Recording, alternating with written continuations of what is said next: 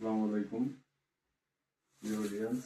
আমরা এই যে গরুকে প্রতিদিন কি পরিমাণ ঘাস খাওয়াই, এটা আমাদের এক ডলার ঘাস। এটা এখন আমরা মেশিনে কাটবো, আমাদের এই যে পঙ্কিরাতে কাটবো, কাটার পর আমরা গরুকে খাওয়াবো। 1 কেজি ঘাসে 2% প্রোটিন থাকে।